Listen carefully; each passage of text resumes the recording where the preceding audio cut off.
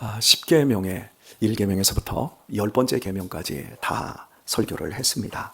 그럼에도 불구하고 오늘 4계명에서부터 10계명까지의 본문을 다시 한번 보게 된 이유는 이 부분에서 우리가 깊이 있게 생각해야 할 부분을 한번 여러분에게 드리기 위해서입니다. 1계명에서부터 3계명까지는 하나님을 어떻게 섬겨야 되는가를 말씀합니다. 보통 4계명까지 하나님을 섬기는 계명이라고 대체적으로 거의 많은 목사님들이 그렇게 얘기를 하고, 5계명 내 부모를 공경하라부터 10번째 계명까지는 사람과의 사이에서의 어떤 관계를 하며 살아야 되는지를 나타내고 있는 계명이다, 이렇게 분류를 합니다. 그런데 저는 3가지 분류를 했었습니다. 나 외에 다른 신을 네게 있게 말지니라, 첫 번째입니다. 두 번째, 너를 위하여 우상을 만들지 마라. 세 번째, 너희 하나님 여호와 이름을 망령되이 일컫지 말라. 이 3가지가 하나님을 섬기는 직접적인 명령입니다. 근데 4번째는 안식일을 기억하여 거룩히 지키라. 여기에는 하나님을 향한 예배나 경배가 없어요. 단순히 안식일을 기억하여 거룩히 지키라. 안식일을 지킴으로 말미암아 우리는 쉼 속에서 참된 안식이 무엇인가를 알게 되어집니다. 욕망에서, 끝없는 탐욕에서 탈출을 하고 나의 주인은 하나님이시다. 그때에만 인간은 건강한 사이클을 이룰 수 있다고 제가 말씀을 드렸습니다. 안식일은 누구를 위해 존재한다? 예수님께서 사람을 위해 존재한다. 사람이 안식일을 위해 존재하는 것이 아니다. 안식일에는 뭣도 하지 말고 그런 것으로 예수님에게 시비를 거는 사람들을 향해서 예수님께서는 분명히 마태복음 11장에서 말씀하셨습니다. 그래서 저는 첫 번째로 이 안식일 계명은 나를 위한 것이다. 나를 어떻게 관리하고 나를 어떻게 유의해야 되는지를 하나님이 알려주셨다. 당시 이 신명기 말씀 속에, 또 출애굽기 말씀 속에서 이 말씀이 4계명이 선포될 때는 안식은 노예들에게는 없었습니다. 일반인들에게는 안식이라는 게 없었습니다. 지금처럼 발달된 복지국가에서 살고 있기 때문에 우리가 이런 개념이 있죠. 불과 30년 전, 40년 전만 해도 쉬는 날은 거의 일요일, 주일밖에 없었습니다. 토요일도 오후 늦게까지 일을 했습니다. 저 역시도 토요일에 처음에 직장 생활할 때 토요일에 저녁까지 일을 했습니다. 이렇듯이 이 쉬는 개념이 없어요. 왕들이나 귀족이나 쉬지요. 그런데 모두가 쉬어야 된다. 남종도 쉬어야 된다. 여종도 쉬어야 된다. 심지어 짐승들도 쉬어야 된다. 짐승이 쉬어야 사람도 쉴 수 있으니까요. 그러면서 말씀합니다. 아버지께서 지금도 일하시니 나도 일한다. 예수님께서 너희들이 서비스를 받는 날이다. 그래서 직접적으로 나를 위하는 삶이 무엇인가를 알려주고 있다라고 여러분에게 제가 설교를 했습니다. 그리고 5계명에서부터 내 부모를 공경하라. 그리고 살인하지 마라. 간음하지 말아라. 도적질하지 말아라. 내 이웃의 것을, 내 이웃을 향하여 거짓 증거하지 마라. 내 이웃의 것을 탐하지 말라. 이렇게 말씀이 주어집니다. 사람과의 관계가 얼마나 중요한지. 사회관계를 배우는 첫 번째 출발이 부모입니다. 제가 여러분에게 묻습니다. 부모를 존경하시는 분 계십니까? 존경은 못하더라도 부모를 존중은 해야 됩니다. 무조건 존중해야 됩니다. 부모가 술 먹고 자식을 학대하고 뭐고 해도 자식은 부모에 대한 존중을 가져야 됩니다. 권위에 대한 존중이 있어야 됩니다. 이걸 어린 시절에 못 가르치면 그 자식은 끝나는 겁니다. 회사에 가서도 학교에 가서도 존중이 되어 있지 않으면 배울 게 없습니다. 관계를 못합니다. 그래서 부모와의 관계 속에서 존경까지 간다 그러면 엄청난 사람이 되는 겁니다. 하지만 존경까지 가는 게 어려워도 존중은 무조건 해야 된다. 그것이 내 부모를 공경하라입니다. 요즘 참 부모들이 괄시를 많이 받습니다. 자문은 우리에게 말합니다. 너 늙은 어미를 가볍게 여기지 마라. 분명히 말합니다. 자꾸 가벼워집니다. 십계명이 약해지고 있다는 증거지요. 부모에게 잘하면 땅에서 잘 되고 장수합니다. 조건을 걸어버리셨어요, 하나님이. 부모한테 정말 잘해야 됩니다, 여러분. 그리고 이어서 살인하지 마라. 간음하지 마라. 도적질하지 마라. 말씀하고 내 이웃과의 관계에 있어서 내 이웃을 향하여 거짓 증거하지 말아라. 너 이웃을 살리고 죽일 수 있는 권리가 주었을 때 꼭 살리는 쪽으로 가라. 그리고 네 이웃의 것을 절대 탐하지 마라. 마음 속에서부터 어떻게 인간관계를 해야 되는지를 잘 정리를 해 주었습니다. 자, 우리가 좀 이제 질문을 제가 던져야 돼요. 다시 10계명 전체의 내용 속에서 1계명에서부터 3계명까지는 누구를 섬기는 거예요? 여러분이 대답을 해주세요. 누구를요? 하나님. 4계명은 누구를 섬기는 거죠? 하나님 섬긴다고 하지 마세요. 나를 섬기는 겁니다. 나를 섬긴다라고 이렇게 말을 하니까 여러분 조금 어색한 표현이죠. 여러분, 나한테 잘해보지 못하고 나를 돌보지 못한 사람이 누구를 잘하고 누구한테 돌봄을 줄 수 있습니까? 나한테 잘해야 됩니다, 여러분. 우리 유아는 욕실에 들어가면 뭐 말을 해요, 혼자. 막 샤워하고 씻으면서 노래도 하는데 혼자 막 말을 해요. 그래서 누가 들어가 있나? 제가 그럽니다. 그런데 막 혼자 소리도 지르고 혼자 웃기도 하고 막 떠들고, 그럼 내가 그럽니다.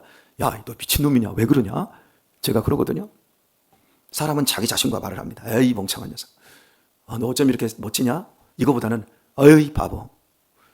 여러분, 당구를 치다 보니까 당구를 치면서 사람들이 어유, 이 등신. 자기가 쳐놓고 자기 뜻대로 안 되면 자기를 학대하는 욕들을 엄청나게 많이 합니다.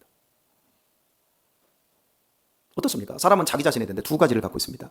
하나는 자기를 학대합니다. 자기를 경멸하는 인간이 있습니다.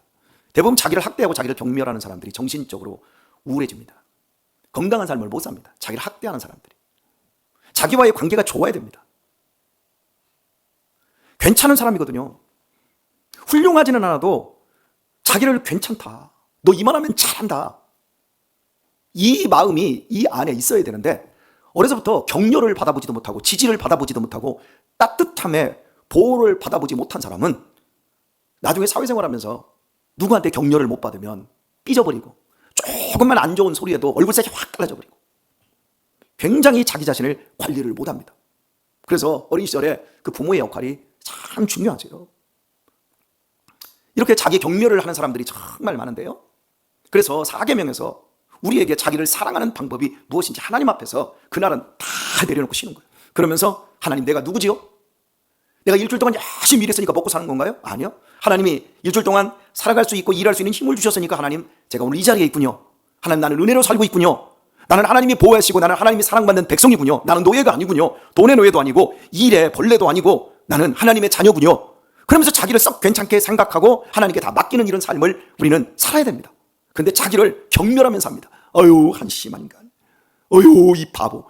내가 조금만 지혜로웠어도, 내가 조금만 그때 이랬으면, 이러면서 자기를 마구마구 학대하는 사람들이 있습니다. 혹시 오늘 이 설교 들으면서 자기를 바보, 멍충이, 등신, 나는 아무것도 아니고 나는 사회에서 아무것도 못해, 이 바보, 혹시 이렇게 자기를 경멸하고 학대하는 분들이 계시면 회개하시길 바랍니다. 그러면서도 예수님을 믿고 있는 분들이 계시다면 회개하셔야 됩니다. 우리는 예수님께서 피로 값주고 사신 하나님의 자녀들입니다. 도구 아닙니다. 우리는 하나님의 자녀입니다.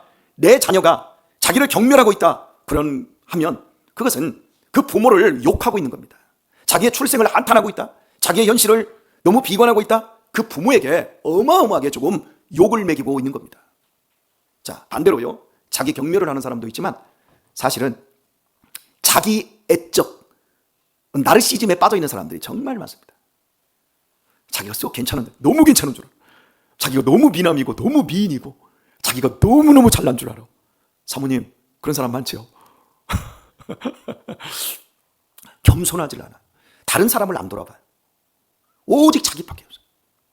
자기 배 채우는 거, 자기 옷 입는 거, 자기 자존심 세우는 거, 이런 것만 있지 주변에 사람들이 아파하고 사람들이 힘들어하고 사람들이 죽어가고 있는데도 눈 하나 까딱 감고 자기만 즐거워하는 사람들이 있습니다. 이런 나르시즘 환자들, 이 사람들이 그걸 멈춰야 됩니다. 여러분, 자기를 너무너무 사랑하면 나중에 어떻게 되는 줄 알아요? 삶의 의욕이 없어집니다. 희한하죠? 자기를 사랑하면 더 삶의 의욕이 생길 거 아닙니까? 그런데 살아야 될 이유를 못 발견해요. 살아야 될 가치를 못 느껴요. 자기를 사랑하면 결국 자기를 파먹고 자기를 죽습니다. 사람이 건강해지려면 하나님을 사랑해야 되고요, 다른 사람을 사랑할 때 드디어 거기에서 자기의 존재 발견이 되어집니다. 그러니까 여러분, 자기를 너무 경멸해서도 안 되고 자기를 너무 나르시즘으로 빠져서도 안 돼요. 이게 뭐 나르시즘이라는 건 여러분 아시지 않습니까? 나르시스트가 그 호수 속에 비친 자기 얼굴을 보고 너무 잘생겨서 너무 좋아가지고 퐁당 물에 빠져서 죽어버리지 않습니까? 그래서 적당한 선이 필요한 거예요. 너무 경멸해서도 안 되고 자기를 너무 우대해서도 안 되죠. 그런데 오늘날 우리 젊은 사람들, 우리 학생들 자기에게 푹 빠져 있어요. 하나님도 없고 부모도 없고 오직 자기밖에 없어요. 그러니 여러분, 주의를 지키는 것이 얼마나 중요한 삶의 원리이고 위치인지를 우리가 생각을 해야 됩니다. 자, 이제 진짜 배기 질문을 제가 해야 되는데, 제가 여러분을 설득하려다 보니까 조금 시간을 많이 써서 제가 생각했던 것보다 이제 한 10분 정도 바르게 한번 오늘 가려고 했던 취지대로 나아가보도록 하겠습니다. 여러분, 1계명에서부터 세 번째까지는 하나님을 향한 계명이라고 그랬어요. 그리고 네 번째 계명, 안식일 계명은 나를 사랑하는 나를 향한 계명이라고 그랬어요. 자, 다섯 번째에서부터 마지막 번째까지는 누구를 향한 계명이라고 그랬어요? 사람을 향한 개념. 계명이라고 제가 말씀드렸죠? 그런데 보세요. 제가 이제 분리해 드릴게요. 네 부모를 공경하라. 아니, 네 부모를 공경하라. 그리고 아홉 번째 계명으로 갑니다. 네 이웃을 해하려고 거짓 증거하지 마라. 자, 그리고 10번째 계명입니다. 네 이웃의 것을 탐하지 말라. 자, 여기서 대상이 분명합니다. 내 부모를 공경하랍니다. 네 이웃을 공경하라가 아니고 네 선생님을 공경하라, 네 나라를 공경하라가 아니라 네 부모를 공경하라. 대상이 분명히 있죠? 자, 아홉 번째입니다. 네 이웃에 대하여 거짓 증거하지 마라. 대상이 있어요, 없어요? 아이, 대답 좀 하세요. 대상이 있어요, 없어요? 대상이 누구예요? 네 이웃입니다. 그냥 이웃이 아니에요. 네 이웃이에요. 자, 마지막. 네 이웃의 아내를 탐하지도 말고 네 이웃의 아내, 네 이웃의 것 모든 것 탐하지도 말라. 자, 여기에 지금 확실한 대상이 있어요, 없어요? 있어요. 그런데 여섯 번째 계명입니다. 살인하지 말라. 자, 일곱 번째 계명입니다. 간음하지 말라. 여덟 번째 계명입니다. 도둑질하지 말라. 대상이 있어요, 없어요? 네? 대상이 있어요, 없어요? 여러분이 오늘 가셔서 챗GPT나 제미나이에 왜 대상이 없냐고 물어보세요. 그러면 이렇게 나옵니다. 살인과 간음과 도둑질은 인류 보편적으로 금지된 명령이기 때문이다. 이렇게 나옵니다. 그리고 조금 더 세밀하게 하나님의 형상을 닮은 인간을 죽이는 건 하나님의 형상을 훼손하는 일이고, 간음하는 것은 하나님이 세운 관계 질서를 파괴하는 것이고, 그리고 도둑질하는 건 하나님이 주신 생활 질서에 심각한 침해를 주는 것이다 라고만 나옵니다. 제미나이나 챗GPT는 영성이 없습니다. 걔들은 성령의 감동을 못 받습니다. 그래서 제가 얘들한테 얘기를 했습니다. 너는 생각이 모자라는구나. 그러면서 2000년부터 2024년까지 대한민국과 미국의 범죄 데이터를 찾아와 젠스파크에다 시켰습니다. 그리고 제미나이에다 시켰고요. 그리고 챗GPT에다도 시켰습니다. 그리고 퍼블리시티에다도 시켰습니다. 네 군데다 싹 돌렸습니다. 그리고 얘네들이 범죄 데이터를 4년치, 아니고 5년치군요. 2000년부터 2024년이니까 5년치 데이터를 싹 갖다 줍니다. 그래서 제가 그 데이터를 여러분에게 알려드리겠습니다. 2000년도부터 2024년까지 미국 범죄 데이터입니다. 전체 폭력 범죄 중 27.5%가 가정에서 이루어졌다. 특히 가정 내 폭력 사건의 79.6%가 집안에서 발생했다. 그리고 2024년 670만 건의 미국의 폭력 피해가 모두 친밀 관계에서 이루어졌다. 그리고 살인의 60%가 가족과 연인에 의해 이루어졌다. 그러니까 여러분, 오늘 본문에서 제가 지금 무엇을 여러분에게 알려드리려고 하냐면, 살인하지 말라, 간음하지 말라, 도적질하지 말라, 이 계명은 우리에게 인류 보편적으로 주어진 계명이지만 왜 여기에 대상을 특정하지 않았는가? 그 이유는 너무나 가까운 관계에서 이 범죄가 이루어지는데, 우리는 살인 안 해, 우리는 간음 안 해, 우리는 도둑질 안 해, 이러면서 너무나 가깝게 내 안에서 이루어지고 있는 일인데 이 자체를 우리는 동화책 속에 있는 것처럼 받아들이고 있다는 겁니다. 그러니까 우리가 10계명에서 가장 중요한 계명들이 이게 지금 우리 가정 내에서 이루어질 수 있어요. 내가 늙어가면서 내가 우리 아들들한테 합니다. 야, 아버지 늙으면 때리지 마라. 너 아버지 때리면 니네 그 살인죄다. 제가 이런 얘기를 애들한테 합니다. 저도 여러분 자식을 넷이나 키웁니다. 두려울 때가 있습니다. 여러분, 이 대상을 특정하지 않는 이 범죄는 낯선 공간에서 모르는 타인에 의해서 저질러지는 우발적인 범죄가 아니라 익숙한 공간에서 친밀한 관계 속에서 일어난다는 거예요. 이게 우리나라의 모든 경찰, 범죄 심리학자들, 사회학자들이 이구동성으로 똑같이 얘기하는 거예요. 여러분에게 제가 한 가지 팁을 드립니다. 신앙생활 잘 할 때 팁을 드립니다. 목사를 조심하세요. 목사를 조심하세요. 여러분, 목사에게 살인당합니다. 여러분이 무릎 지킬 만한 것보다 마음을 잘못 지키면 목사의 설교를 통해서 상처를 받습니다. 여러분, 자칫 잘못하면 목사에게 간음에 휘말릴 수 있습니다. 목사가 조금만 나쁜 마음 먹으면 헌금 유용하고 전용하고 뒷주머니 찰 수 있습니다. 목사 너무 믿지 마세요. 실제 그래요. 그걸 여러분 조율해 줄 수 있는 것이 뭡니까? 하나님의 말씀이고 성령님의 감동이에요. 어제도 참 요즘 교회들이 난리도 아닙니다. 큰 교회들. 여기 우리 엄장로님 이 세대들은 정말 어린 시절부터 교회가 무엇인지 정말 두렵고 사랑스럽고 떨림으로 신앙생활을 해오신 분들입니다. 그런데 지금 40대, 50대를 넘어가고 있는 분들은 자본주의가 풍성한 물질 문명의 혜택을 누리며 크신 분들입니다. 그분들이 이제 교회에서 중추 세력들이 되어지는데 이분들이 교회를 회사처럼 알아요. 이분들이 교회를 세상에 동아리 조직처럼 알아요. 조금만 마음에 안 들면 진정 넣어버리고 고소해버리고 그렇게 사랑하고 그렇게 신뢰하고 서로에게 꿀이 뚝뚝 떨어지고 복이 넘쳐 흘러야 될 관계로 하나님께서 교회 안에서 불러줬는데 서로 죽이고 도적질하고 간음하는 그런 관계로 전락하고 있는 거예요, 교회들이. 제가 여러분하고 썩 친합니다. 제가 우리 전종호 집사님을 되게 존경하고 참 사랑합니다. 우리 전종호 집사님도 그지요? 네, 감사합니다. 그런데 이런 관계가 자칫 틀어지면 죽이는 관계로 갈 수 있다는 거예요. 제가 우리 아이들을 혼을 내면서 늘 하는 말, 너 밑에 집 아저씨가 너 혼내냐? 너 옆집 아줌마가 너한테 큰 소리 치니? 안 하지? 사랑의 관계 안에서 우리는 큰 소리도 내고 아픔도 겪습니다. 이런 것들을 우리가 잘 받아내지 못하면 이 교회 안에서 일어나는 그런 여러 아픔들이 살인하지 말라, 간음하지 말라, 도적질하지 말라 이런 것들이 결국 우리의 삶의 행복들을 일그러지게 하고 다 빼앗아 가버립니다. 읽은 본문에서 살인하지 말라라는 그 앞에 부모를 살인하지 말라 이걸 넣으면 어떨까요?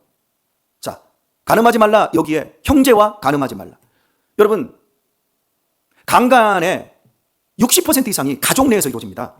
형제, 삼촌, 무시무시한 일입니다, 여러분. 그런데 우리는 그걸 잘 못 느껴요. 왜? 다 덮으니까. 도둑질 있지 않습니까? 자식들이 거의 다 도둑놈들입니다. 부모의 것 다 훔쳐갑니다.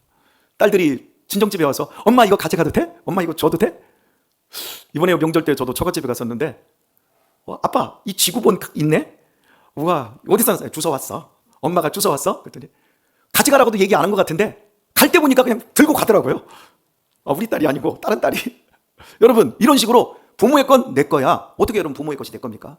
그게 부모 것이지. 자식들이 말합니다. 어차피 죽으면 다 내 건데 라고 하는 사람들이 있습니다. 부모가 안 주면 유류분, 부모가 남긴 부분에 얼마는 무조건 자식에게 줘야 되는 법을 우리나라는 만들어놨습니다. 유류분 이거 없애버려야 돼요. 누적되는 상속 재산들 이런 것들은 빨리 우리나라에서 없애버려야 돼요.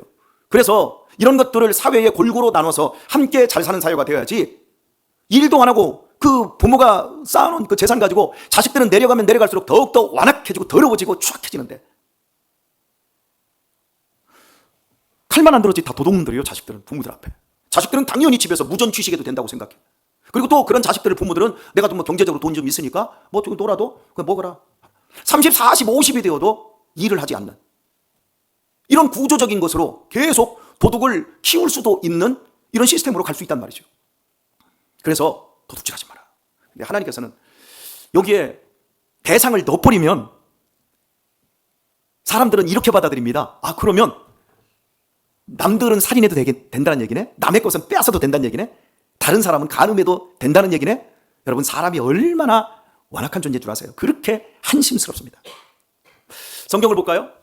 가인이 누구를 죽였어요? 동생 죽였습니다. 압살롬이 누구에 대해 반역했어요? 아버지 죽이려고 아버지 것을 빼앗으려고 반역을 했습니다. 요압이 아마샤를 죽였습니다. 사촌입니다. 루벤이 자신의 엄마의 다른 엄마를 엄마와 통관을 해버렸습니다. 그리고 암논이 다말 이복 동생하고 간음을 했습니다. 롯과 그의 딸들이 아버지와 딸의 관계로 간음을 했습니다. 야곱이 형의 장자권을 갈취를 했습니다. 라헬이 아버지 드라빔을 훔쳤습니다. 요셉의 형들이 요셉을 죽이기 위해서 팔아버렸습니다. 성경에 들여다보십시오. 이렇게 가장 가까운 사이에서 이런 비극들이 이루어졌다는 걸 여러분 기억하세요. 오늘은 성금요일입니다. 예수님께서 십자가에 못 박히신 날입니다. 이번 한 주간은 고난주간입니다. 그런데 저는 이 고난주간 내내 고난주간에 맞는 설교를 하지 않았습니다. 그리고 오늘 이 새벽도 마찬가지입니다. 그래서 여러분 제가 고난주간을 무시하고 있습니까? 아닙니다, 여러분. 예수님이 이 주간에만 고난을 받으신 게 아닙니다. 예수님이 오늘만 십자가에 못 박히신 게 아닙니다. 십자가의 부활로 승리하시고 우리에게 영원한 생명을 주셨고 영원한 죄의 속박에서 우리를 구원하여 내셨습니다. 우리는 이미 이 땅에서 자유를 누려야 될 사람들입니다.